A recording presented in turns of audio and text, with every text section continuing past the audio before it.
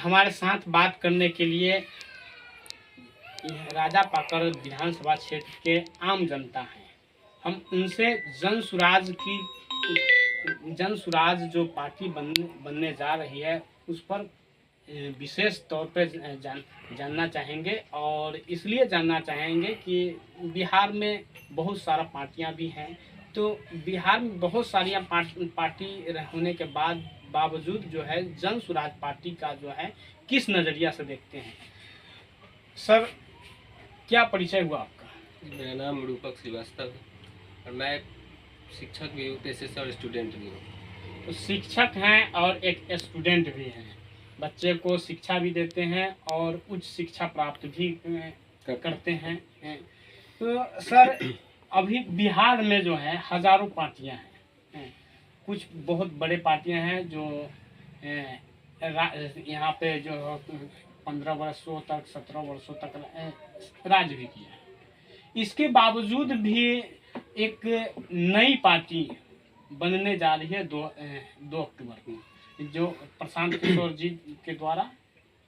तो उस पार्टी को आप किस नज़रिए से देखते हैं? क्या ये बिहार में तीसरा विकल्प बनकर तैयार हो सकता है? देखिए, कई सारी पार्टियां हैं, सभी का मुद्दा समान है। हम बेरोजगारी मिटाएंगे, गरीबी मिटाएंगे, है ना, रोजगार देंगे। मेरा मानना है कि हर कोई यही बोलते हैं, पर एक नया प्लेटफॉर्म लेके आए हैं प्रशांत किशोर जी। हम लोगों का यही मांग है, एज स्टूडेंट भी, शिक्षक भी, बिहार के कोई भी नागरिक, कि हमारे यहाँ मैक्सिमम, चूँकि एग्रीकल्चर हमारा मुख्य पेशा है, तो उस पर आधारित उद्योग बिहार में लगाया जाए, कुछ ऐसे उद्योग लगाया जाए और उसके लिए बिहार में प्लेटफॉर्म विकसित किया जाए, ताकि जितने भी बिजनेसमैन हैं वो बिहार में आके बिजनेस करें। क्योंकि देखिए, सरकारी नौकरी तो मिलता है पर वो उतना वैकेंसी है नहीं जितना हमारे पास जनसंख्या है, और कोई प्लान ऐसा हो जिसमें जनसंख्या कंट्रोल हो, तो ज़मीनी हकीकत से हम रूबरू हो सकें। हमें ऐसे नेता चाहिए। और एक तो ये भी बात है कि सबकी समान भागीदारी हो, चाहे महिला हो, चाहे दलित हो, चाहे ओबीसी हो, सवर्ण हो, हर कोई की समान भागीदारी हो। इसमें कहीं से कोई भेदभाव नहीं हो, ना ही कोई जातिवाद के आधार पर, ना ही कोई धार्मिकता के आधार पर। हमें एक फ्रंट लाइन से हट के काम करना हो, वो ज़मीन से जुड़ के हो सकता है। तो आप शिक्षक भी हैं और स्टूडेंट भी हैं। शिक्षक हैं तो बच्चे के भविष्य के बारे में चिंतित हैं, स्टूडेंट हैं तो अपने भविष्य के बारे में चिंतित हैं। तो ये जो बार बार जो है, कई बार जो है पेपर लीक हो जाता है बिहार में, तो इसको आप किस नज़रिया से देखते हैं? देखिए, आप बहुत अच्छा सवाल किए हैं, क्योंकि मैं टीचर तो हूँ ही, साथ में मैं कॉम्पिटिटिव बच्चों को भी पढ़ाता हूँ, तो मैं कंपटीशन की तैयारी भी करवाता हूँ। मैं खुद भी कई बार एग्जाम कई सारा अभी क्रैक कर चुका हूँ।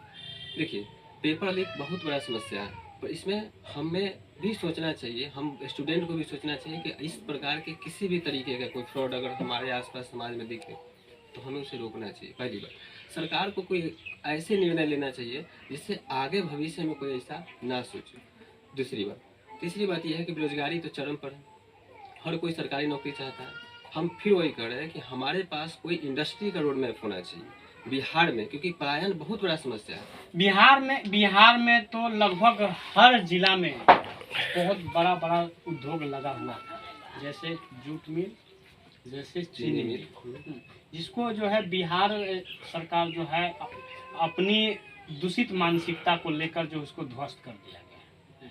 तो इसको नया पार्टी बन रही है, तो क्या आप एज ए शिक्षक, as a student, as a आम नागरिक क्या मांग करना चाहेंगे? देखिए, हम चाहेंगे कि जो इंडस्ट्री बंद है, किस कारण से बंद है, पहले तो उस कारण को हम नोटिस करें, उस कारण को, समस्या को समाधान करें, हम उस इंडस्ट्री को फिर से चालू करें और नया इंडस्ट्री भी लगाए। क्योंकि देखिए, जनसंख्या बढ़ते जाता है, एक कॉन्सेप्ट है कि जनसंख्या बढ़ता है दोगुना होता है और शास्त्रीय मार्क्स के अनुसार, और जनसंख्या 1 से 2, 2 से 4, 4 से 8 होता है। पर हमारे यहाँ जो नौकरी है या फिर जो भोजन है वो वैसे उस तरीके से नहीं बढ़ता है। तो हम चाहें कि पहले तो जनसंख्या कंट्रोल करना चाहिए, कोई ऐसा हमारे पास कॉन्सेप्ट हो जिससे हम जनसंख्या को कंट्रोल कर सकें।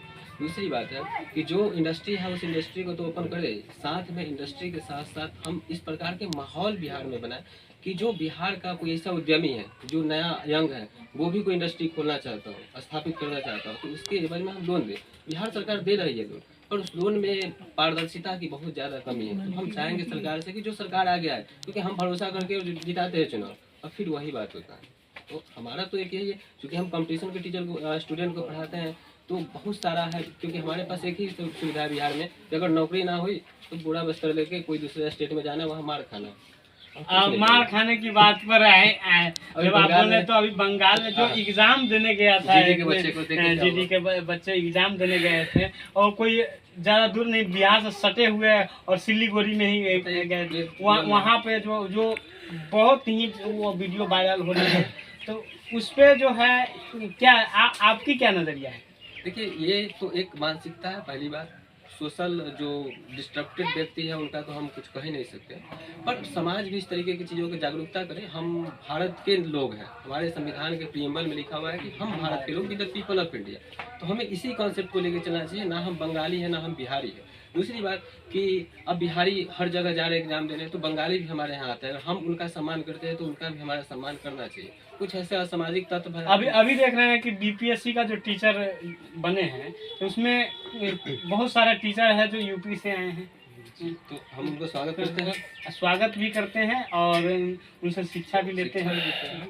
तो इसी तरह से है कि आपका भी कहना यही है कि हर जो हम भारत के लोग हैं तो इसी प्रकार जो हर भारतीय लोग एक समान हो और किसी से भेदभाव नहीं हो। जी जरूर, भेदभाव नहीं हो, हम जो सही है उसको सही कहें, जो गलत है उस पर कार्रवाई हो, और हम कोशिश करें कि समाज में इस तरीके का दोबारा घटना नहीं हो। ऐसा कई सारे मामले में हो सकता है, चाहे महिलाओं के साथ दुष्कर्म का मामला हो, भारत में बढ़ते जा रहा है ना। भारत एकमात्र देश है जहाँ रक्षाबंधन मनाया जाता है, और यही एक देश है जहाँ पर हर रोज रेप होता है और कई सारे रेप होता है। एक रिपोर्ट के अनुसार हम माने कि हर रोज कम से कम 100 के आसपास रेप होता है जो दर्ज होते हैं, और कई सारे रेप दर्ज नहीं होते, क्योंकि आप समझिए कि जो शहर है वहाँ पर तो रेप दर्ज हो जाते हैं, क्योंकि वहाँ के लोग थोड़ा सा जागरूक है महिला है, पर गाँव में ऐसे कई सारे मामले हैं जो लोग दबा दिया, बहुत सारे मामले की वजह से दबा दिया जाता है। तो इन सब बातों पर अब तो देखिए, हर चीज़ के लिए कानून बनाना जरूरी है, और साथ में सामाजिक जागरूकता भी होना चाहिए, जन जागरूकता बहुत होना चाहिए।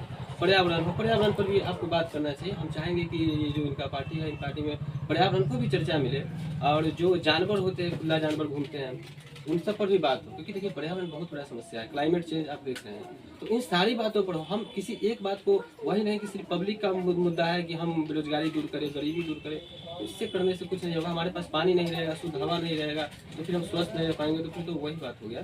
तो इन सारी बातों पर आपको कोई रोड मैप बनाना चाहिए, और उसमें हर एक व्यक्ति को रखना चाहिए जो व्यक्ति आपके एलिजिबल है, बिना उसके धर्म, जाति, क्वालिफिकेशन, क्योंकि बहुत सारे ऐसे लोग हैं जिनके पास क्वालिफिकेशन नहीं होने के बावजूद भी वो अच्छा बोल सकते हैं, अच्छा कुछ कर सकते हैं। क्योंकि देखिए कुछ व्यक्ति ऐसे हैं जो बहुत ज़मीनी स्तर पर, उनके पास उतना क्वालिफिकेशन लेने का वो मिला नहीं, लेकिन फिर भी वो कुछ कॉन्सेप्ट आपको दे सकते हैं। आपको सब कुछ सुनना चाहिए।